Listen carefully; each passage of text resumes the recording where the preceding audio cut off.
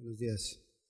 Ok, estamos con la serie El propósito de la iglesia. Comenzamos dentro de esta serie los 7 mensajes a las 7 iglesias. La semana pasada vimos el mensaje a la iglesia de Éfeso. Y hemos estado viendo, ¿verdad?, que aunque estos mensajes fueron dados a estas iglesias en específico, hoy en día podemos aprovechar mucha de la enseñanza, ¿verdad?, que hay para nosotros. Hoy vamos a ver la segunda iglesia, el segundo mensaje a esta iglesia, que es la iglesia de Esmirna. Dijimos que el periodo de la iglesia de Éfeso, hablando de una forma profética, ¿verdad?, representa la iglesia en la era apostólica. Si vemos estas 7 iglesias, dijimos que representan 7 etapas que la iglesia ha vivido, o estamos viendo posiblemente la 7ª, ¿verdad?, que es la final. Pero va todo concordando, ¿verdad? Después de que mueren los apóstoles, aún pues en vida, inicia una persecución contra la iglesia, ¿verdad? Por lo menos hasta el año 313, hubo persecución para la iglesia cristiana. Entonces esta iglesia de Esmirna vivió ese tiempo de persecución y representa la era de las grandes persecuciones. Vamos ahí a Apocalipsis 2, versículo 8 al 11, y vamos a ver este mensaje que el Espíritu Santo dio a esta iglesia y nos da también a nosotros. Dice aquí: y escribe al ángel de la iglesia en Esmirna, el primero y el postrero, el que estuvo muerto y vivió, dice esto: yo conozco tus obras y tu tribulación y tu pobreza, pero tú eres rico, y la blasfemia de los que se dicen ser judíos y no lo son, sino sinagoga de Satanás. No temas en nada lo que vas a padecer. He aquí el diablo echará a algunos de vosotros en la cárcel para que seáis probados, y tendréis tribulación por 10 días. Sé fiel hasta la muerte, y yo te daré la corona de la vida. El que tiene oídos, oiga lo que el Espíritu dice a las iglesias. El que venciere no sufrirá daño de la segunda muerte. Entonces dijimos que Esmirna significa mirra. Miren, esta expresión, esta palabra mirra cuadra muy bien con lo que se dice de esta iglesia. Mirra es el símbolo de los grandes sufrimientos y de la muerte. Mirra significa amargo. Ahora, ¿qué es la mirra? Miren, la mirra es una goma aromática que se emplea en la elaboración de perfumes y compuestos medicinales. Esta mirra se usaba para embalsamar a los cadáveres. También esta mirra es una sustancia que incita al sueño, y esta mezclada con bebidas se le ofrecía a las personas que eran torturadas, como las personas que eran crucificadas, ¿verdad? Porque esta sustancia revuelta con las bebidas pues era como un sedante, como algo que ayudaba a calmar el dolor. Entonces miren cómo concuerda, ¿verdad? Mirra significa entonces amargo, y habla de ese dolor que la iglesia estaba pasando a causa de las persecuciones, de las pruebas que estaban viviendo. ¿Recuerdan a Jesús en la cruz? Dice que le ofrecieron, ¿verdad?, una bebida de mirra revuelta con vinagre, pero dice que no la quiso tomar, ¿verdad? Porque esto era un sedante que le daban pues a la persona para evitar el dolor. La situación histórica de esta iglesia, desde el año 54 hasta el 313 de nuestra era, sufrió persecución a la iglesia de Cristo, hasta que Constantino, un emperador romano, decide adoptar el cristianismo como religión estatal. Entonces, hasta este tiempo los cristianos eran perseguidos, eran castigados, eran torturados por su fe. Pero Constantino volteó la moneda, ¿verdad? Y él dijo, no, es que yo tuve una visión donde Dios me decía, ¿verdad?, que por la cruz iba a vencer. Entonces él empezó ahora a decir, bueno, ahora el que no sea cristiano lo vamos a perseguir. Ahora volteó las cosas, ¿verdad? Pero eso fue también una estrategia política, ¿verdad? Mucho se duda de la conversión de Constantino. Muchos dicen que Constantino se convirtió al cristianismo. Miren, hoy muchos políticos dicen, ¿verdad?, que son cristianos, que López Obrador es cristiano, que Felipe Calderón era cristiano. Y usted los ve, ¿verdad?, que un tiempo están acá entre los cristianos y luego van allá y les hacen sus limpias y luego van y ofrecen a la Virgen sus rezos, sus oraciones.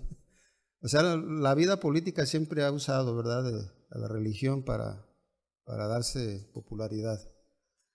Constantino pues hizo algo así, ¿verdad?, una estrategia política para tener a la gente de su lado. Muchos dicen que se convirtió, yo dudo, porque la historia misma marca muchas cosas que él hizo que no son de un cristiano, ¿verdad?, convertido. Pero bueno, muchos han dicho, no, es que se convirtió a Cristo. Cerca del año 156, a los 86 años, Policarpo de Esmirna, que era el pastor de esta congregación, fue quemado vivo. ¿Saben por qué? Porque se rehusó a decir que César era el Señor. Y el procónsul le decía, jura y te pongo en libertad. Maldice a Cristo. Y Policarpo, ¿verdad?, el pastor de esta iglesia de Esmirna, dijo, 86 años hace que sirvo a Cristo y ningún daño he recibido de él. ¿Cómo puedo maldecir a mi rey que me ha salvado? ¿Y saben qué pasó con Policarpo? Lo quemaron vivo y era el pastor de esta iglesia. Entonces, ¿cómo ve la persecución? ¿Estaba fuerte o no? Al pastor de la iglesia lo quemaron, ¿verdad? Esmirna es una ciudad, la única ciudad, ¿verdad?, de estas 7 que mencionan en Apocalipsis 2 y 3 que existe hoy en la actualidad con el nombre de Izmir. Esa es la ciudad de Esmirna en la actualidad. Esto es en Anatolia, en Turquía. En esta ciudad dicen que todavía existe la iglesia de Esmirna. Fíjense cuántos siglos ya pasaron, ¿verdad? Pero esta iglesia es la única que Jesús no le reprocha falta alguna, ¿verdad? Si usted lee aquí lo que vimos ahorita, a Éfeso le dijo, pues tú eres muy trabajadora, ¿verdad? Has sido paciente, has sido así, asado. Pero él después le dijo, tengo contra ti, ¿verdad? Tengo cosas contra ti. Y Esmirna no, era una iglesia purificada por la persecución, por las pruebas, por el sufrimiento. ¿Cuántos de nosotros hemos pasado tragos amargos, pruebas, dificultades, verdad? ¿Qué han hecho esas pruebas y dificultades en tu vida? ¿Te han purificado, te han limpiado, te han acercado más a Dios o te han enfriado? Si tú eres un cristiano, las pruebas, las luchas, el sufrimiento nos tiene que purificar y limpiar. Y tiene que hacer de nosotros personas más apegadas al Señor, más dependientes de Dios, con más fe, con una fe más fuerte, ¿verdad? Porque si tú eres de los que a las primeras se desaniman y dicen, no, pues es que yo no pensé que ser cristiano fuera tan difícil y que hubiera tantos problemas y que ahora estoy peor y que entonces posiblemente no seas cristiano. Si tú piensas así, miren, la vida cristiana es bien difícil y estamos pasando a veces muchas pruebas que a veces hasta los mismos cristianos te dicen, oye hermano, qué aguante tienes, ¿no? Una vez un hermano me dijo, dice, oye, si yo fuera tú, me hubiera ido de la iglesia, así me dijo, por las cosas que estábamos viviendo como personas estando en el ministerio y todo, ¿no? Dijo, si yo fuera tú, yo ya me hubiera ido de la iglesia. Dije, no, pero pues tenemos que soportar, ¿verdad?, las pruebas con paciencia, sabiendo que todas las cosas ayudan para bien a los que aman a Dios. Entonces, si tú estás ahorita en una lucha estás tomando un trago amargo, estás viviendo dificultades y problemas, créeme que Dios te está purificando, te está limpiando para que tu fe sea más limpia, más pura. No es para derrumbarte y para que digas, yo ya me voy de la iglesia porque aquí no, estoy peor, ¿verdad? ¿Qué pasa? No has entendido entonces. Esmirna era una iglesia que sufrió mucha persecución. Fíjense, empezando aquí el pastor, le dieron cuello, lo quemaron vivo, solo porque no quiso decir, ¿verdad?, que César es el Señor. Él dijo, no, Jesús es el Señor. Fíjense a qué grado estaba la persecución, ¿verdad? Miren, Esmirna llegó a ser una ciudad de las más poderosas, prósperas de Asia. Aquí parece que a Esmirna le llegó el evangelio de Éfeso, de la iglesia de Éfeso. Y esta ciudad era una ciudad bellísima, exitosa y gloriosa. Y miren hoy cómo se encuentra esta ciudad. Apocalipsis 2:8, miren, la encomienda para el pastor de la iglesia de Esmirna. Dice aquí, escribe al ángel de la iglesia de Esmirna. Jesús hablando, ¿verdad? Juan el apóstol, y le dice, escríbele al pastor de la iglesia de Esmirna. ¿Cómo dijimos que se llamaba el pastor? Policarpo. Aquí el ángel de su iglesia recibió la segunda carta, o sea, Policarpo. Aquí se elogia mucho a sus destinatarios por su fidelidad y por el valor que abundaba en esta iglesia. ¿Ustedes creen que ellos tenían valor estando en tiempos de persecución? ¿Qué les dice el Señor? Ustedes sean fieles hasta la muerte. No significa, ¿verdad?, que iban a ser fieles hasta que se murieran, no. Si viniera la muerte, ¿verdad?, ustedes, así como Policarpo, manténganse fieles, no se rajen, échenle ganas. Policarpo de Esmirna nació en el año 70 y murió en el año 155. Según algunos escritos contemporáneos, algunos pastores y cristianos de ese tiempo, como Ireneo, dice ahí él que conversó con Policarpo de joven, y él decía que Policarpo fue consagrado obispo de Esmirna por Juan el apóstol. Esto no lo dice la Biblia, esto lo dicen escritos, ¿verdad?, que son contemporáneos. Algunos dicen la tradición pues es lo que se va pasando pues de boca en boca, ¿no?, con el tiempo. Dicen que el mismo apóstol Juan, que fue el último de los apóstoles, y que Policarpo era discípulo directo de Juan. Entonces dicen que Juan fue quien lo puso en esa iglesia, ¿verdad?, como el pastor. A estas personas que fueron discípulos de los discípulos se les llama padres apostólicos. Y ellos conocían la vida de algunos de los apóstoles, o sea, son personas que fueron discipulados por los apóstoles en vida y que ellos posteriormente fueron obispos o pastores, como en este caso Policarpo. Hay muy pocos datos acerca de su vida, qué pasó después de su muerte, pero sí se habla de Policarpo como un ejemplo de cristiano evangelizador. Dijimos que fue quemado en el año 155 de la era cristiana durante el gobierno del emperador Pío, Antonio Pío.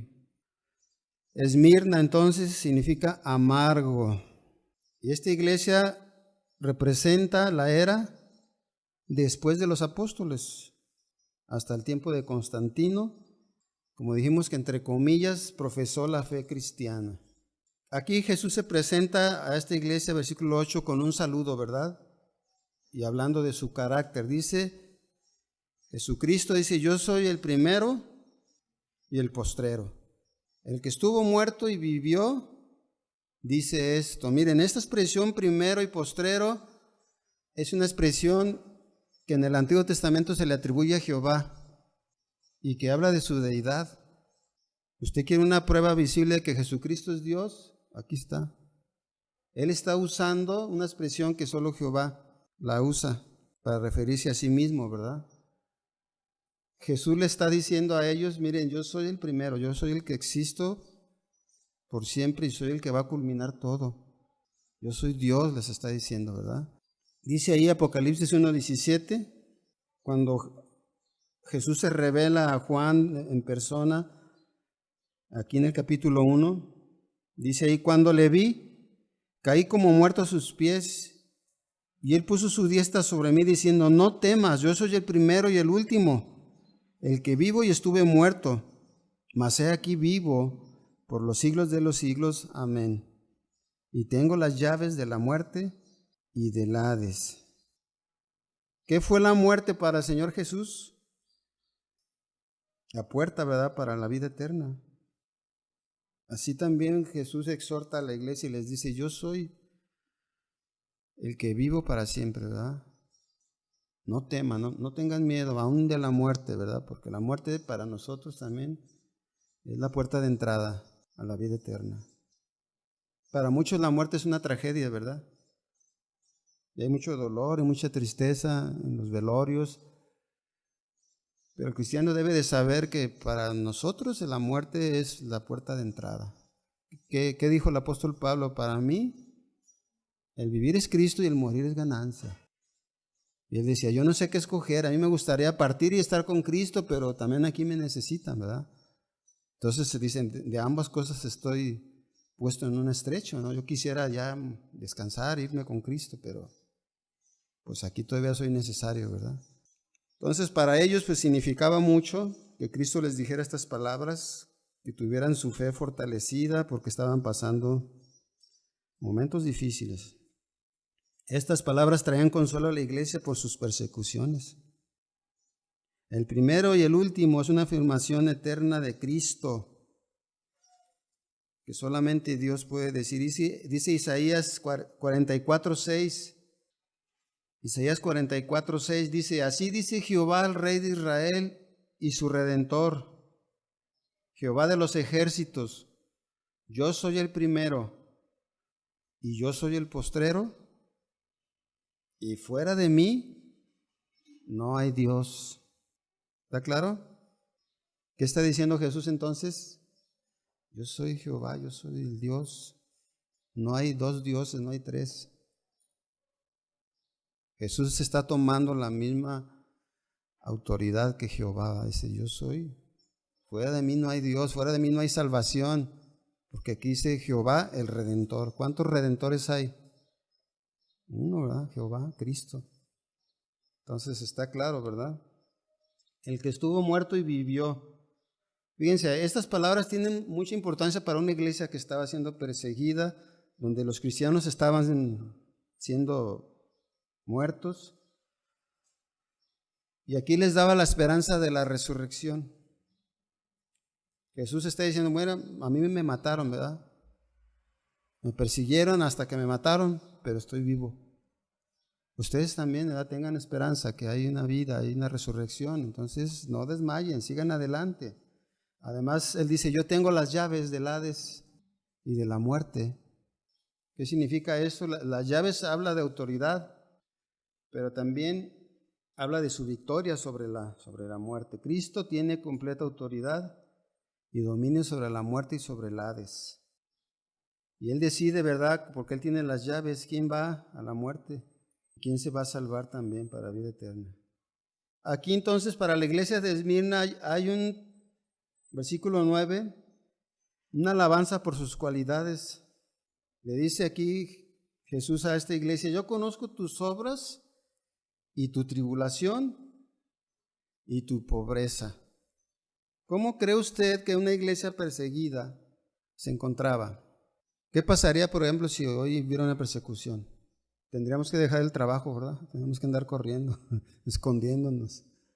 ¿Y qué vendría enseguida? Pues la necesidad económica, la pobreza, el hambre, quizá la enfermedad y la muerte, muchas cosas, ¿no? Pero a pesar de que ellos estaban en pobreza por causa de las persecuciones, Jesús les dice, pero tú eres rico. Y las blasfemias de los que se dicen ser judíos y no lo son. Aquí la palabra blasfemia habla de las intrigas, de la mala fama que estos judíos hacían de los cristianos. O sea, ellos hablaban mal. Aquí la palabra blasfemar es hablar mal, hablar en contra. había ahí una sinagoga, pero lo dice como en sentido irónico, ¿verdad? A lo mejor en ese lugar, esa sinagoga sí era una sinagoga real de Dios, pero cómo se comportaban, ¿verdad? Hablando mal de los cristianos, casi les dice, ustedes son sinagoga de Satanás y no de Dios, ¿verdad? Porque en vez de dar consuelo a los cristianos, estaban hablando cosas que no eran ciertas en contra de los cristianos. Mire, los cristianos surgían entre la condición pobre y humilde, y cuando ellos confesaban la fe cristiana, los corrían de sus trabajos, y por consecuencia venía la pobreza, el hambre, sacrificios, ¿verdad?, de esa índole, persecuciones y muerte trágica. Esa era la condición en que la iglesia estaba viviendo. A nosotros quizás no nos ha tocado, ¿verdad?, ser perseguidos a esa manera. No es difícil seguir a Cristo cuando todo marcha bien. ¿Verdad que no es difícil? ¿O sí? ¿Se le hace difícil hoy creer en Cristo, seguirlo? No, ¿verdad? Todo está bien. Pero, mire, es muy difícil seguir a Cristo fielmente en medio de constante angustia, tener que perseverar en el deber de cada día en medio de una oposición continua. ¿Verdad que sí? Ahí sí cuesta trabajo. Estos hermanos de Esmirna tenían pobreza. ¿Por qué? Porque muchos habían sido despojados de sus bienes. Les habían quitado todo. Pero ¿qué les dice el Señor? Ustedes están bien pobres, ¿verdad? Económicamente, materialmente, pero son ricos. ¿Cuántos de aquí son ricos? No estoy hablando de acá, porque lo dicen, no, me va a pedir prestado, no. ¿Qué es más importante, las riquezas materiales o las espirituales? No se puede servir a Dios y a las riquezas, ¿verdad que no? Porque vamos a terminar amando las riquezas y dejando a Dios. Entonces hay que buscar primeramente el reino, ¿verdad? Y decidir a quién vamos a servir. Pero hay riquezas mayores, ¿verdad?, que las materiales. Fíjense, esta palabra pobreza viene del griego tocheía. Significa agacharse y habla de un estado de pobreza, destitución y de indigencia. Entonces, ¿cómo estaba la iglesia? ¿Qué es un indigente? A ver, ¿sí han visto un indigente? ¿Qué es un indigente? Una persona que carece de todo, ¿verdad? Que anda en la calle. Entonces el grado de pobreza de la iglesia de Esmirna no era fácil, era un grado muy extremo, al grado de la indigencia, al grado de necesitar lo más indispensable. Esta palabra pobreza también se usa para describir lo que Cristo hizo. Dice que Él, siendo rico, se hizo pobre para que nosotros fuéramos enriquecidos con su pobreza, ¿verdad? También habla de la condición de aquellos cristianos de Macedonia, ahí en Corintios, ¿verdad? Cuando Pablo organiza una colecta y se las manda porque dice que había mucha necesidad económica. Entonces la iglesia de Jerusalén y otras iglesias tuvieron que mandarles algo a estos hermanos. Y principalmente, ¿verdad?, esta pobreza habla de la extrema necesidad que la iglesia de Esmirna estaba pasando.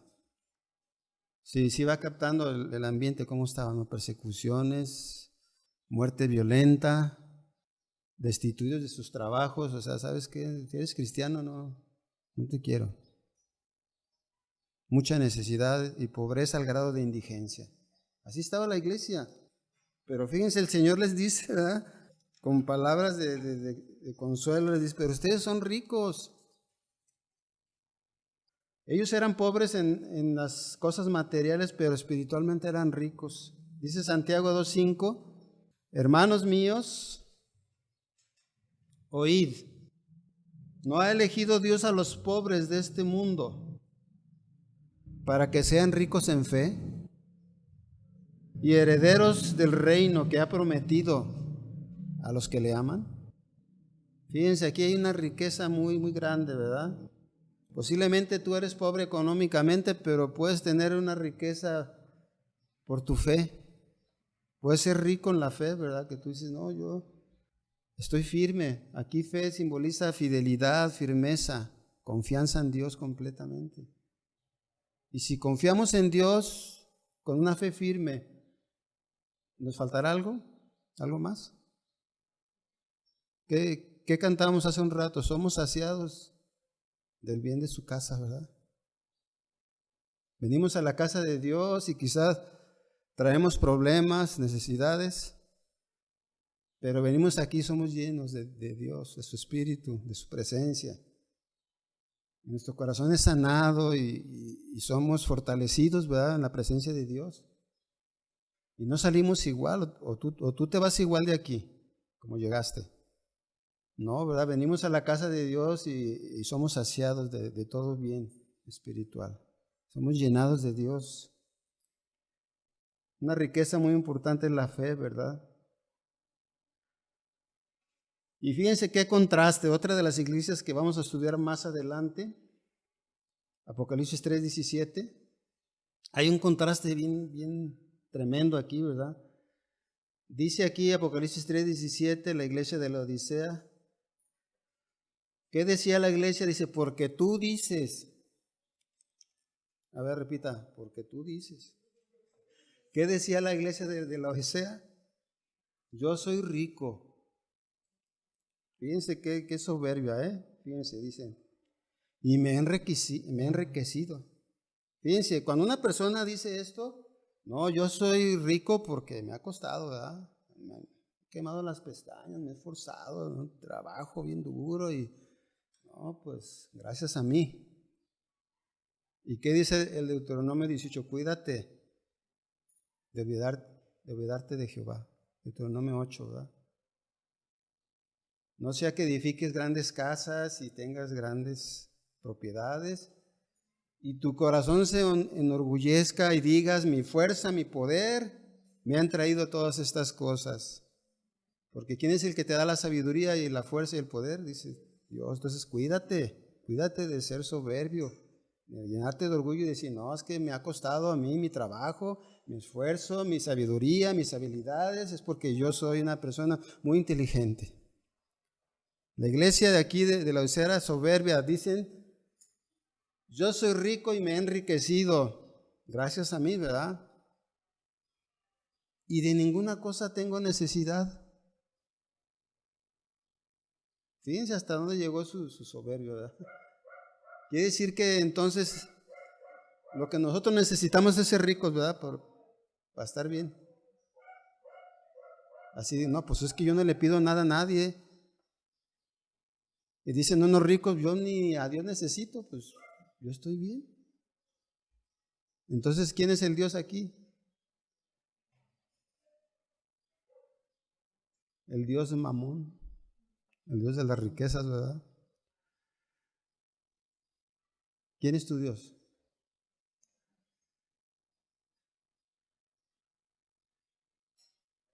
Tú puedes decir como ellos, no tengo necesidad de nada, ni a Dios necesito.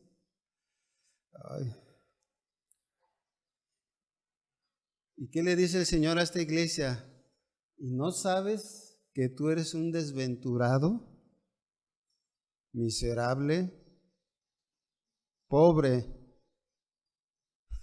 ciego y desnudo? Fíjense, todas las palabras tienen mucha fuerza, ¿verdad?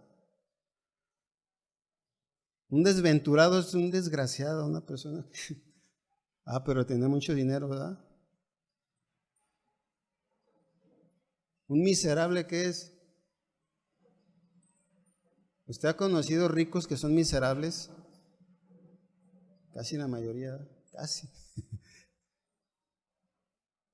Aunque tengan dinero, a veces no lo disfrutan, son miserables. No son felices porque todo lo quieren para ellos, no saben compartir. Hay una miseria muy fuerte en su corazón, ¿verdad? Que tienen abundancia y se mueren y dejan todo ahí. Nunca se llevan nada, ni lo disfrutaron ellos ni otros, ¿verdad? Miseria. Pobre, ciego y desnudo, ¿no? Pues los acabó el Señor, ¿verdad?, con todas estas descripciones. Dice Proverbios 13:7 que hay quienes pretenden ser ricos y no tienen nada. Están vacíos, no tienen nada. Y hay quienes pretenden ser pobres y tienen muchas riquezas. ¿Tú de cuáles eres? ¿De cuál quiere ser usted, hermano? ¿De los que tienen muchas riquezas espirituales o materiales? No digas yo soy pobre, no. En Cristo tenemos, dice la palabra, en Él están escondidos todos los tesoros, ¿verdad? El conocimiento y de la sabiduría. Entonces, conocer a Cristo es el tesoro más grande que podemos tener. Entonces, posiblemente tengamos necesidades y carencias materiales, económicas, pero sabemos que espiritualmente somos ricos porque tenemos a Dios. Y no se contrapone una cosa con otra, ¿verdad? Si Dios nos prueba a través de la necesidad, de la escasez, es para fortalecernos espiritualmente. No es porque Él no pueda darnos o porque no quiera, ¿verdad? Dios puede utilizar todas las circunstancias, aun las cosas malas, para bien. Amén.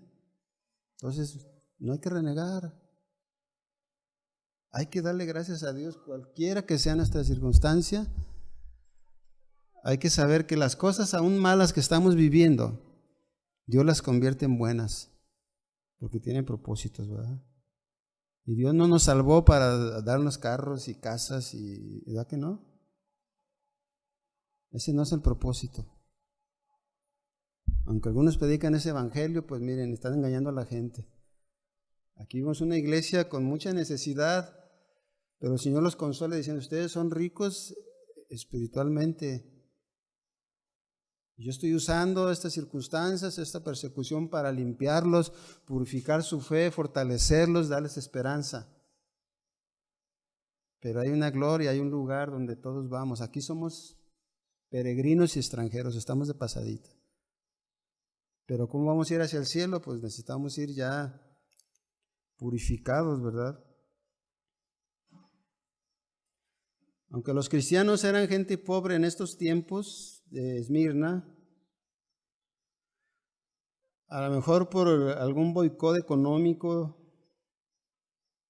que no les querían dar trabajo y muchas cosas que hacían, ¿verdad? Ellos eran ricos espirituales. Así la vida, la oposición de los judíos de ahí, les hacía la vida muy difícil a los cristianos. La iglesia de esta ciudad de Esmirna luchaba con dos fuerzas enemigas. Primeramente, la oposición de los judíos que se oponían al cristianismo y una población no judía que era leal a Roma y estaban a favor de la adoración del emperador. ¿Usted cree que era inevitable el sufrimiento en estas condiciones? No, ¿verdad? Oposición y lucha y no, pues tienes que decir que César es el rey, Él es el Señor, tienes que adorar a César. Y los cristianos decían, no, yo no voy a adorar a un hombre, yo voy a adorar nomás a Jesús. Ah, pues te mueres. Y muchos murieron, ¿verdad? Por no confesar que César era Dios, era el Señor. Y les decían, a ver, ¿tú vas a decir que César es el Señor? No, entonces te vamos a matar. Y les decían, a ver, te voy a dar una chance, maldice a Cristo, así como le dijeron a Policarpo, maldice a Cristo y mira, te vamos a dejar vivo.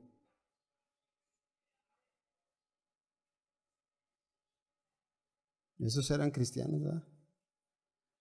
De veras. Muchos murieron, pero no negaron a Cristo. Jesús le dice a esta iglesia, tú eres rico. Y yo le pregunto, ¿cuál es nuestra riqueza? Fíjense, Mateo 6:19. ¿Cuál es nuestra riqueza? Dice Mateo 6:19, no os hagáis tesoros en la tierra, donde la polilla y el orín corrompen, y donde ladrones minan y hurtan, sino haceos tesoros en el cielo, donde ni la polilla ni el orín corrompen, y donde ladrones no minan ni hurtan, porque donde esté vuestro tesoro, allí también estará vuestro corazón. ¿Dónde está tu tesoro? ¿Qué guardan en un tesoro? ¿Qué se guardan? Las cosas de valor, ¿no? ¿Qué cosas para ti son las cosas de valor? Tu casa, tu carro, tu terreno, tu celular, tu pantalla de 64 pulgadas. ¿Qué es las cosas que tú valoras? Tu tesorito que tienes ahí en tu casa. Porque dice que donde está tu tesoro, ahí está tu corazón. ¿En dónde está tu corazón? ¿En qué estás ocupado todo el tiempo? En hacer dinero, en tener más cosas, en tener más comodidades, en vivir mejor. Porque ahí donde está tu tesoro, ahí está tu corazón. Ahí estás ahí invirtiendo toda tu vida, todo tu tiempo, tu atención.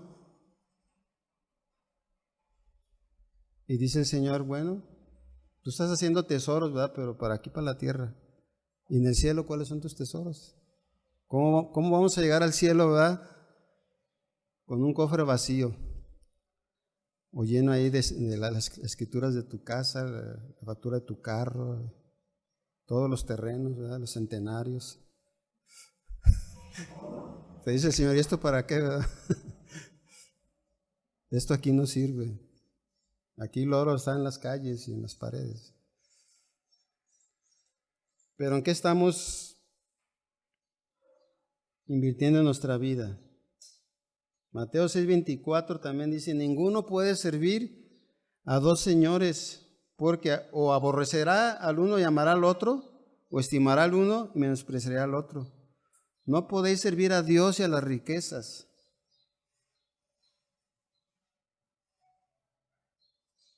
Y Lucas 12 narra la historia de un hombre muy rico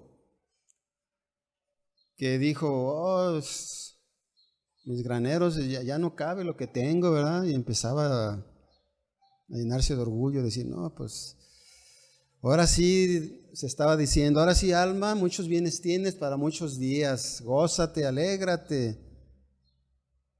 Y decía, ya no sé qué hacer con tanto grano, voy a tener que destruir mis graneros y hacerlos más grandes. Entonces una voz le dijo, necio, esta noche vengo por ti. Y se murió. ¿Y cómo creen que llegó al cielo? Pues con las manos vacías. Y dice ahí Lucas 12:21, así es el que hace para sí tesoros y no es rico para con Dios.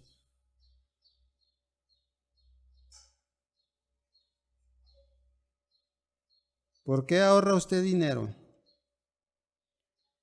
Para su retiro, ¿verdad? O quizá para comprar un auto, los juguetes para los niños, para estar seguro. Jesús nos desafía a pensar más allá de tener metas materiales. Él dice, ok, pero ¿dónde está tu corazón? ¿En qué estás ocupado? ¿En qué estás atento?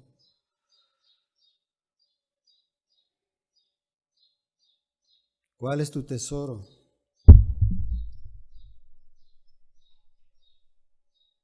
Lo que sí quiere Dios es que usamos nuestros recursos para su reino, ¿verdad? Nuestra fe, nuestro servicio, nuestra obediencia son el camino para comenzar a ser ricos en Dios. Fe, servicio, obediencia. Son las cosas que Dios quiere ver en nosotros, ¿verdad?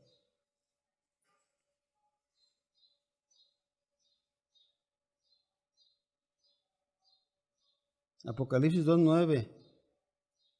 Fíjense cómo lo dice esta versión, me gustó este punto, como es una versión lenguaje actual.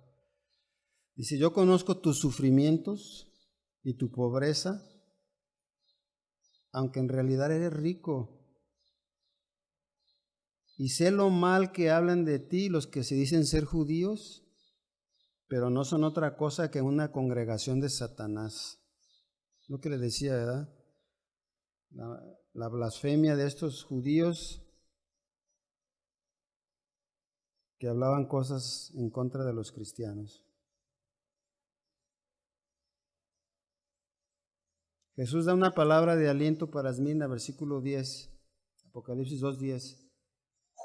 No temas en nada lo que vas a padecer. He aquí el diablo echará a algunos de vosotros en la cárcel. ¿Para qué? Para que seáis probados. Y tendréis tribulación, ¿por cuántos? Por 10 días. Sé fiel hasta la muerte, y yo te daré la corona de la vida. Fíjense cómo las palabras del Señor para hoy día también son las mismas, ¿verdad? La palabra de Dios no nos dice a los cristianos que no vamos a sufrir, que no vamos a padecer, que no vamos a estar enfermos, que no vamos a tener necesidad. Eso no dice la Biblia, ¿verdad? ¿Qué dijo Jesús? Mateo 16, 33. En el mundo tendréis aflicción. ¿Pero qué dijo Jesús? No temas, ¿verdad? Yo he vencido al mundo. Entonces no les dijo, paren de sufrir. No, van a padecer. Y fíjense, el diablo detrás de los perseguidores, ¿verdad? Ser probado. ¿Cuántos han sido probados por Dios?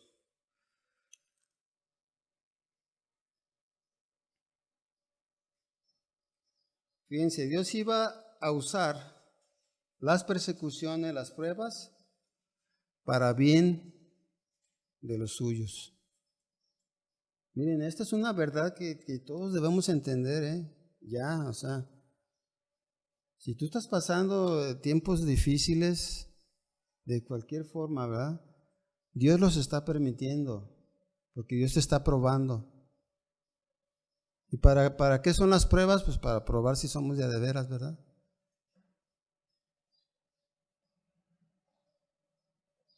A mí si me llevan una pieza de oro a vender, pues yo la tengo que probar para saber de qué oro es, qué calidad, cuánto vale y cuánto puedo pagar por ella. Y tengo que echarle ácido ahí para que... Si no es oro, el ácido se lo traga, no deja nada. Pero si es oro, el ácido le hace cosquillas nomás.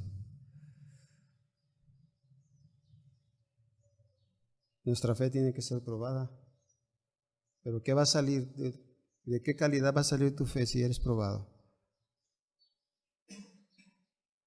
O te van a comer las pruebas y vas a decir, no, yo mejor me regreso donde andaba. Pero un cristiano no, ¿verdad que no? Hay que entender esto. La fe tiene que ser probada. Yo no voy a comprar algo sin probarlo. ¿Qué tal que parezca oro y no sea? Una ocasión a una clienta mía le vendieron una barra así, de 1 kilo, decía, de oro. Estaba bien bonita la barra y me la da, así, bien bonita la barra. Yo la vi y pues yo le creí porque ella me la estaba dando y me dijo que era de oro, ¿verdad? Pero yo la vi rara. Estaba bien bonita el metal, bonito así. Pero yo conozco el oro fino, o sea, lo conozco en vista, lo conozco. Le dije, oiga, ¿este oro qué tipo de oro es? No, pues me dijeron que era fino. Yo dije, bueno, no es porque usted dice, ¿verdad? Le dije, mire, antes de yo meterle mano a este metal y todo, yo lo voy a llevar a un laboratorio para que lo analicen, para saber, porque no es oro fino, o sea, lo que yo veo no tiene el color, las características del oro fino. Eso me lo dio en la noche, entonces yo agarro la vara, la guardé, me fui a mi casa, la guardé, pero siempre me quedé con la duda, dije, híjole, yo antes de meterle mano a esta barra tengo que saber qué tipo de metal es. Y ya, pues al día siguiente yo, bien preocupado, pues ya me levanto y le pongo ácido. No, hombre, parecía, ardía. Y dije, esto no es oro. Pero la señora nunca me dijo cómo lo había tenido, nada, ¿no? Y yo estaba bien preocupado, dije, ¿cómo le digo a la señora? ¿Verdad? Se va a infartar, una señora ya grande, se va a infartar. Pues yo pensé, ha de haber dado mucho dinero por esta barra, y para que sea de latón, no, pues ya me animé, le dije, señora, pues le tengo malas noticias, su barra no es oro, es latón. Está bien, está bien. Yo me sorprendí de su reacción, ¿no? Porque no le importó mucho. Y ya me empieza a platicar, no, mira, es que lo que pasa es que yo estaba parado ahí en Catedral y llegaron unos rancheritos con estas barras envueltas en periódico. Traían muchas. Entonces me dijeron, oiga, señora, aquí estaba una joyería, aquí antes, ¿verdad? No, yo no sé, mire lo que pasa, que venimos de un rancho, tenemos una mina y traemos estas barras, pero venimos a entregarlas aquí y ya no está la persona. Y estamos preocupados porque ¿qué vamos a hacer con estas barras de oro, verdad?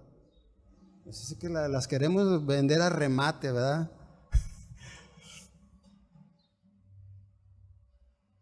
Y cayó en la trampa.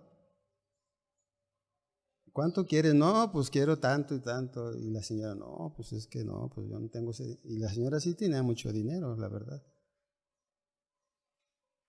Pero dijo, bueno, puedo sacar 10,000 de mi tarjeta y vamos a mi casa y ya te doy otros 10,000. Y si me das chance, pues una semana te pago lo demás. Pues órale, dijeron los rancheritos. Pues fueron por los 10,000, luego fueron a sus casas por otras cantidades y ya no volvieron, ¿verdad?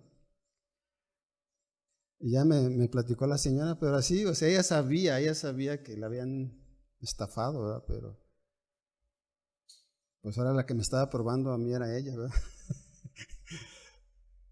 Y fíjense, es bueno, ¿verdad? Probar las cosas. Dios quiere probar nuestra fe a ver si es de veras, no vaya a salir de cobre, falsa, sin valor. Génesis 20:50. Ustedes han escuchado la historia de José, ¿verdad? Aquel hombre que fue vendido, era odiado por sus hermanos, fue vendido y tuvo que pasar años de sufrimiento, oposición, fue metido a la cárcel injustamente. Pasaron muchas cosas en su vida porque sus hermanos lo habían vendido por envidia, lo odiaban, pero él era un hombre de Dios, escogido con un llamado de Dios y un propósito. Y pasó todo lo que pasó y él no se llenó de amargura por todo el sufrimiento, ¿verdad? Y no entendió, él sí entendió, perdón, el propósito de Dios. Génesis 50:20. Y fíjense, después de pasar todo esto, llega a un reencuentro con sus hermanos, aquellos que lo habían vendido. Ya aquí él era faraón, ya era una persona bien importante que Dios lo había colocado ahí para salvar a su familia y traerlos a la tierra de Egipto para que pasaran el hambre, ¿verdad? Y él le dice a sus hermanos, vosotros pensaste mal contra mí. ¿Pero qué dice? Mas Dios lo encaminó a bien para hacer lo que vemos hoy, para mantener vida a mucho pueblo. Fíjense cómo Dios es especialista, ¿verdad? en convertir las cosas malas en buenas. Entonces, ¿por qué vamos a temer? Si tú eres un hijo de Dios, una hija de Dios, no temas. Todo lo que esté pasando en tu vida, Dios tiene el control. Amén. Y no hay que renegar, ni hay que decir, ay, qué sufrido soy, cómo me está yendo. Hay que aguantar y fortalecerse, ser firmes. Porque Dios puede hacer de las cosas malas buenas. Y dice la palabra, Romanos 8:28, que a los que aman a Dios, todas las cosas le ayudan para bien. ¿Tú amas a Dios? Amén. ¿Cuántos aman a Dios? Entonces todas las cosas, cualquier cosa, por más mala que parezca que esté en tu vida, Dios la va a usar para tu bien, porque el Señor nos ama. Él no quiere ni vernos destruidos, ni arruinados, ni vernos enfermos, ni vernos caídos. Él quiere vernos fortalecidos, ¿verdad? Y no hay que quejarnos, no hay que renegar. Hay que mantenernos fieles a Dios, cualquiera que sea la situación, entendiendo que a los que aman a Dios, todas las cosas le ayudan. Las cosas malas, sí, las cosas malas.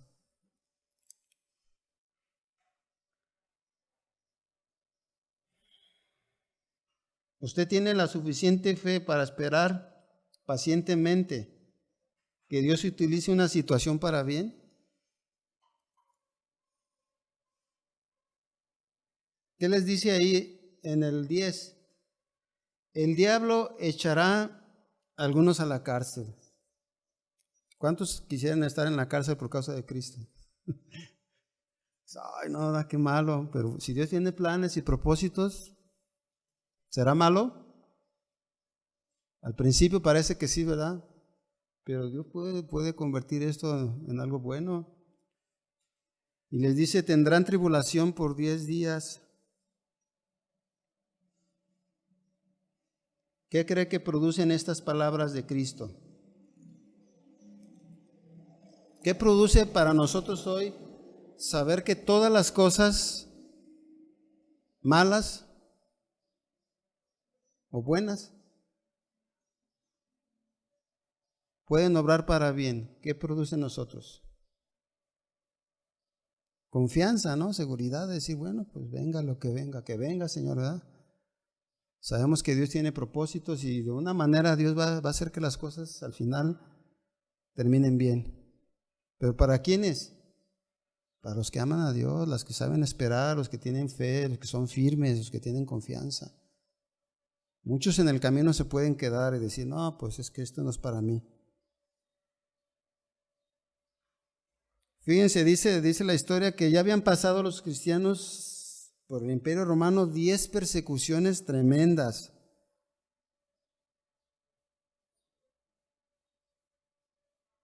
Y la número 10 duró 10 años y fue una de las más crueles. La iglesia de Esmirna ya había sufrido 2 persecuciones, miren. En la primera murieron 1500 mártires, en la segunda 800. Pero ¿qué cree que pasó en este tiempo de persecución? ¿Usted cree que los cristianos de Esmirna se fueron de la iglesia? ¿Dejaron de ser cristianos? ¿Ya no iban a la iglesia? No, es que si me ven ahí me van a matar. Los cristianos de Esmirna fueron fieles ante estas circunstancias. Los estaban matando y tenían motivos para asustarse, ¿verdad? Y para correr. Pero ellos fueron fieles. Amén. Nosotros no estamos quizá en peligro de muerte, ¿verdad? Pero sí estamos siendo probados. Si usted es fiel, ¿va a aguantar? ¿Va a esperar que Dios cambie las circunstancias malas en buenas? ¿O se va a rajar?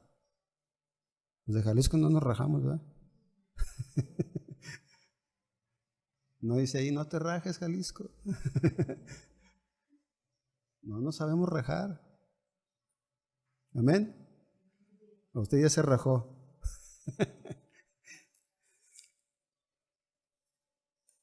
Ellos se mantuvieron fieles al Señor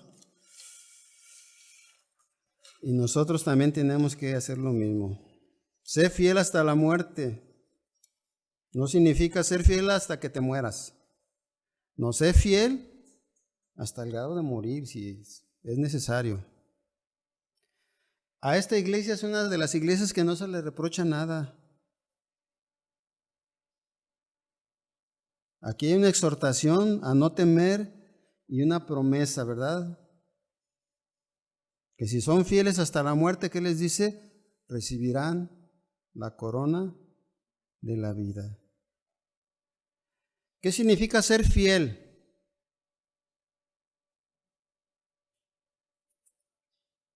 ¿Qué significa ser fiel? Tú puedes confiar en alguna persona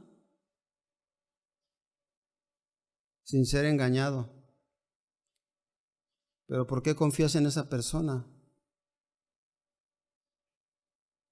Porque es bueno, yo la conozco, ¿verdad? No es tranza, no es...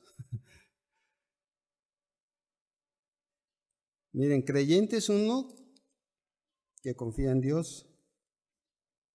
Amén. Fiel es aquel en quien Dios puede confiar. ¿Tú qué eres, creyente o eres fiel? ¿Dios puede confiar en ti? O dice, no, este es de los que se me rajan, que se van para atrás y dicen, no, aquí me quedo mejor. Nuestra fidelidad puede ser empañada por nuestra actitud. Cristo en su tiempo, en su sufrimiento, dice la palabra, no abrió su boca. ¿Cómo eres tú en el tiempo de la prueba y del sufrimiento? ¿Aceptas la disciplina, el sufrimiento, la prueba, callado? ¿O empiezas a renegar, a maldecir, a hacerte para atrás y decir, no, pues es que yo pensé que ser cristiano era pura felicidad? Es que a mí me dijeron, ¿verdad?, que si yo aceptaba a Cristo, no iba a tener problemas, mi vida iba a ser mejor, todo se iba a componer, se iba a arreglar.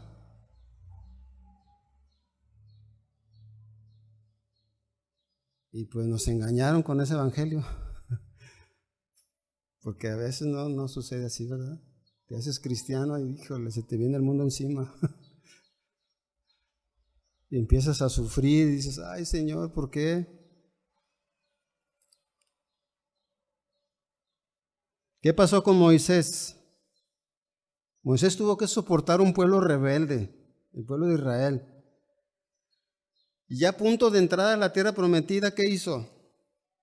Se enojó un día, ¿verdad? Y desobedece a Dios y golpea la peña con coraje. ¿Y qué le dice Dios? Ay, estabas a una rayita de pasar a la tierra prometida, pero por esa actitud no vas a entrar.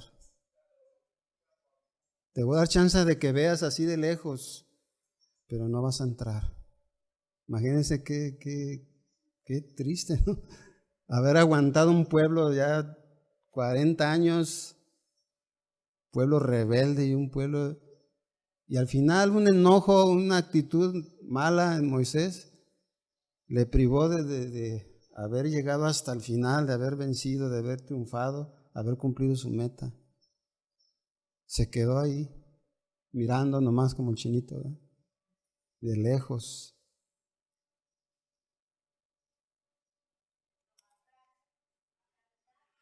Esmirna nos demuestra que sufrió sin perder la hermosura del carácter y conducta. Cuidemos eso, ¿verdad? No vamos a perder, como dicen, la compostura. Vamos a sufrir con paciencia, vamos a entender que cualquier cosa que pase, Dios está en control. Y vamos a estar hasta el final, ¿verdad que sí? Vamos a decir, Señor, pues a veces no entendemos, ¿verdad?, el sufrimiento, lo que Dios nos manda, ¿por qué? ¿Por qué? Y estamos ahí luchando, ¿verdad? vamos a cambiar esa actitud y vamos a decirle, Señor, pues no quiero perder la compostura. Voy a aguantar, voy a estar firme, porque sé que tienes un propósito para mi vida y me estás purificando, me estás cambiando, me estás fortaleciendo, me estás haciendo de mi fe, de mi persona, algo mejor. Entonces, venga, Señor, lo que venga. Vamos a seguir adelante. No hay que perder la hermosura, no hay que perder el carácter, la conducta, ¿verdad? Vamos a sufrir así como Cristo, calladitos. Como un corderito que está siendo llevado al matadero, dice Cristo, no abrió su boca. ¿Cuál es el premio que dice aquí? Sé fiel hasta la muerte y yo te daré la corona de la vida. Una corona es un símbolo de nobleza, de realeza y de autoridad que se lleva sobre la cabeza. Pero fíjense que para un cristiano una corona no es la gloria propia. ¿Qué hacían los ancianos ahí en Apocalipsis 4:4? Dice que echaron sus coronas porque decían, no soy digno yo. Imagínense nosotros con una coronita, ¿verdad?, ante el Rey de Reyes. Pues ¿qué vamos a presumirle? ¿Qué vamos a...? Nada, o sea, ellos por vergüenza yo creo que se las quitan. No, Señor, tú eres el único digno de recibir toda la gloria, todo el honor, porque tú moriste por nosotros. Por eso para los griegos, ¿verdad?, las coronas que ellos daban como premio a los luchadores, a los atletas, ¿de qué cree que eran hechas? De flores. ¿Cuánto dura una corona de flores? 3, 4 días y ya se marchita y pues ahí ya no sirvió. Hay sabiduría ahí, ¿verdad? Porque así es la gloria del hombre. Dice la palabra que la gloria del hombre es como la hierba, ¿verdad? La hierba del campo que en la mañana crece, florece y en la tarde ya se marchitó, todo se acabó. Llegó un viento y ¡fum!, se llevó esa flor bonita, hermosa que amaneció. Así es la gloria del hombre, ¿verdad? Fíjense, hay 2 palabras para corona en el griego. Una es diadema y otra es estéfanos. Parece nombre de perfume, ¿verdad? Pero estéfanos es el premio que se ganaban los atletas vencedores en los Juegos Olímpicos, estéfanos, que era esa guirnalda sencilla hecha de hojas de laurel, perejil, olivo y pino, varias ramitas, ¿verdad?, ahí entretejidas. Era muy hermosa, ¿verdad?, pero de pronto se marchitaba. Pablo escribió a los Corintios y compara esta corona con la corona incorruptible que espera el creyente que termina fielmente su carrera.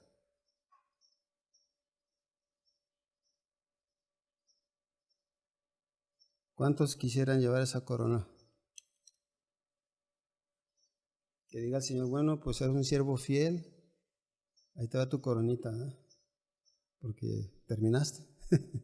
Terminaste la carrera, terminaste la lucha, y mira, aquí está tu coronita de guirnaldas. Pero bueno,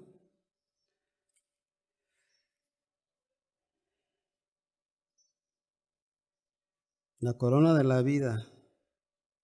Fíjense, esta expresión tenía un eco especial para los creyentes de Esmirna. Usted sabía que ellos estaban acostumbrados a contemplar un hermoso conjunto de edificios que estaba construido en la cima de un monte y de lejos se veía como una coronita. Ese le llamaban la corona de Esmirna. Imagínense un monte y alrededor edificios. Para ellos era su orgullo, ¿no? La corona de Esmirna. Decían, porque de lejos se veía como una coronita. Pero Jesús les dice a ellos, bueno, ustedes sean fieles y yo les voy a dar una corona de veras.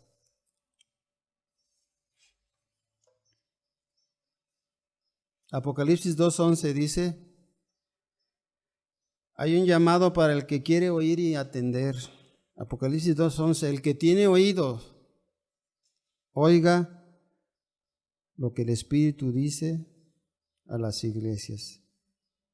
Aquí el Señor no solo se dirige, ¿verdad?, a las iglesias en general, sino a todo aquel individuo que tiene oídos. Usted tiene oídos. Amén. ¿Qué vamos a hacer entonces? ¿Vamos a qué? A oír lo que el Espíritu Santo está hablando esta mañana. Mire, acompáñame a Mateo 13:9.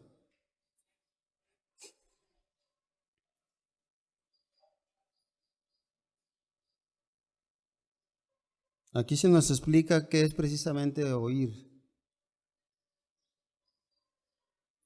Dice Mateo 13:9, el que tiene oídos para oír, ¿qué? Oiga. Fíjense bien cómo explican. Aquí Jesús les había explicado sobre una parábola. Versículo 10. Entonces, acercándose los discípulos, le dijeron, ¿por qué les hablas por parábolas? Él respondiendo les dijo, porque a vosotros, o sea, a ustedes, os es dado saber los misterios del reino de los cielos, mas a ellos no les es dado. Porque a cualquiera que tiene se le dará y tendrá más, pero el que no tiene, aún lo que tiene le será quitado. Por eso les hablo por parábolas, porque viendo, ¿qué dice?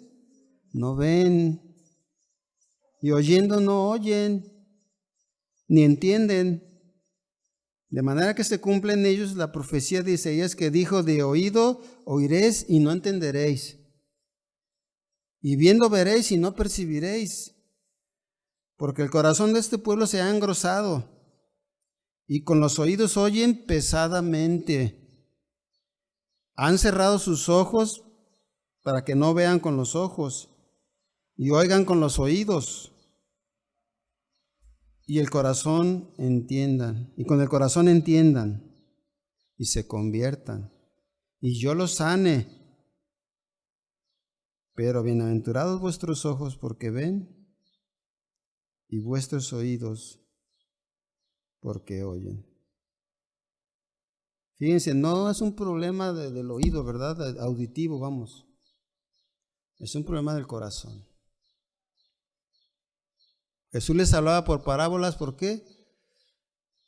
Jesús dice, bueno, la gente les estás mostrando las verdades, les estás explicando, están viendo con sus ojos y no creen. Están escuchando, ¿verdad? Y no creen. Entonces Jesús dice, pues entonces se las voy a poner más difícil.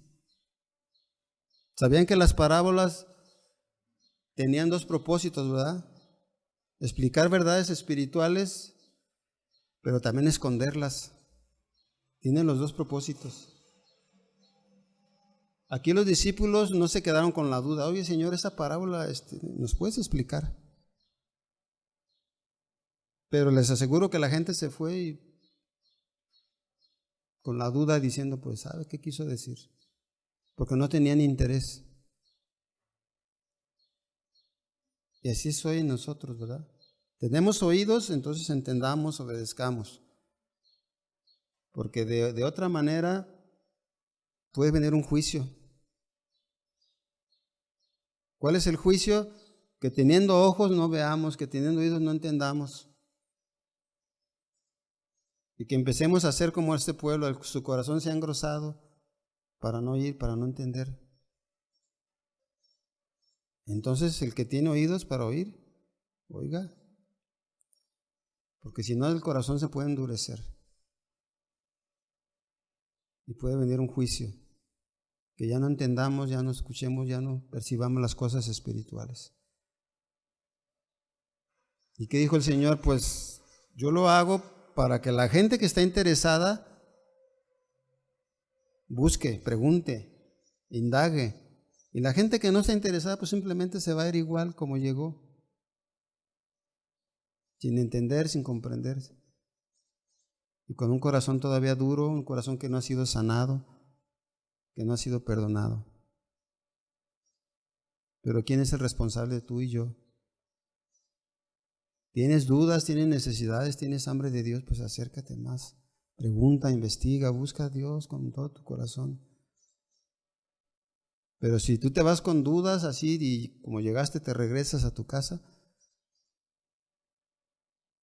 pues así vas a seguir, ¿verdad?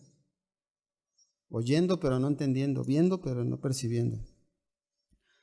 Hay una promesa aquí para los vencedores. El que venciere no sufrirá daño de la segunda muerte. ¿Quién es el vencedor? Miren, aquí habla de la imagen de un soldado. Los cristianos somos como soldados. ¿Quiénes son nuestros enemigos? La carne, el mundo y Satanás.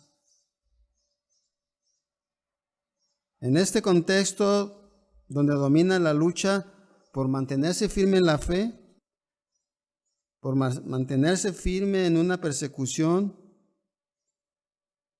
la victoria del creyente es contra el mundo, ¿verdad? Y contra Satanás. Juan 16:33, Jesús hablando, dijo: estas cosas os he hablado para que en mí tengáis paz. En el mundo tendréis aflicción, pero confiad, yo he vencido al mundo. ¿Qué es la segunda muerte? Mira, la segunda muerte tiene varios nombres en la Biblia. Habla de la muerte eterna, el lago de fuego y azufre y la condenación. ¿Qué les dice el Señor a esta iglesia? Que no van a sufrir este castigo, ¿verdad? Que no van a ir a la condenación, al fuego eterno. Miren, todos como creyentes vamos a experimentar la muerte física, ¿verdad? Todos, creyentes y no. Todos vamos a resucitar. Los creyentes van a resucitar para una vida eterna con Dios. Los incrédulos van a resucitar para ser castigados por la muerte segunda, que es la condenación, la separación eterna de Dios. Eso es la muerte segunda. Ahora miren, si un hombre es liberado de la muerte segunda y de la ira venidera, ¿podrá soportar con paciencia lo que encuentre en este mundo? ¿Sí o no? Como les dijo aquí, ¿verdad? El que venciere no sufrirá daño. Yo le pregunto, ¿podrá soportar con paciencia los sufrimientos de este mundo? Sí, sí, ¿no? Pues, ¿qué va a comparar esto con irse al infierno? No, pues no es nada, ¿verdad? Y si ya el Señor nos dice, mira, si tú vences, te espera una vida eterna, una gloria, y el sufrimiento que está aquí, pues se te va a hacer nada, comparado con ir al infierno, a la condenación. Entonces, miren, aquí concluimos Esmirna, esta iglesia, pasando por tribulaciones, persecuciones, pruebas, pero manteniéndose fiel. Vamos a ponernos de pie. ¿Qué te ha dicho el Espíritu Santo esta mañana? ¿Tienes oído para escucharlo? Quizá el Espíritu Santo te ha dicho, sé fiel. No te desanimes, no te desesperes. Sufre con paciencia. Dios va a cambiar las cosas. De eso que tú estás viviendo, Dios lo va a convertir en algo bueno. Pero sé fiel, no te rajes. Sigue adelante, persevera. Sé fiel hasta, como le dijo a la iglesia, hasta la muerte. Entonces recibiremos esa corona, ¿verdad? Amén. Cierren sus ojos. Padre, te damos gracias porque tú eres un Dios justo, amoroso. Y nada, Señor, de lo que pasa a nuestro alrededor se escapa de tu control. Tú nos has hecho pasar a veces muchas aflicciones materiales, económicas, enfermedades. Pero detrás de todo está tu cincel, Señor, quitando de nuestras vidas todo lo que estorba, esculpiendo nuestras vidas, haciendo de nosotros personas mejores, purificando nuestra fe, dándonos más fortaleza. esta mañana, Señor, hayamos entendido que cualquier circunstancia que estemos viviendo tiene propósitos, tiene planes. El propósito más grande es que nosotros seamos formados, fortalecidos, que seamos confiables, que nuestra fe sea verdadera, que tú puedas decir, este es un hombre fiel, una persona fiel, una mujer fiel, que va a estar firme, va a estar perseverando, porque entiende los propósitos de Dios. ¿Tú entiendes los propósitos de Dios? Esta mañana levanta tus manos y dale gracias entonces a Dios y di, Señor, yo voy a estar firme, Padre, porque sé lo que tú estás haciendo en mi vida. No importa, Señor, el sufrimiento, lo que importa es lo que tú vas a hacer después. Nos vas a purificar, nos vas a limpiar. Queremos ser pacientes hasta el final, Señor. Tú dices que la fe produce paciencia, claro. En medio de las pruebas vamos a ser pacientes, vamos a sufrir, pero vamos a esperar, Señor, hasta que se complete tu obra, lo que tú vas a hacer, Señor. Y sabemos que no importa la circunstancia, el sufrimiento, la necesidad, tú nos has dado riquezas espirituales, Señor. Y hoy recibimos de tu Espíritu Santo el consuelo, el entendimiento, Señor, para saber que podemos ser vencedores siendo fieles, Señor, hasta el final. Y vamos a continuar, Señor, vamos a seguir adelante, porque tú vas a cambiar todo, aun lo malo, Señor, en bueno, para cumplir tus propósitos, Señor. Por eso entendemos ahora cómo actúas y cómo estás trabajando en nuestra vida, Señor. Te damos gracias por Cristo Jesús. Amén.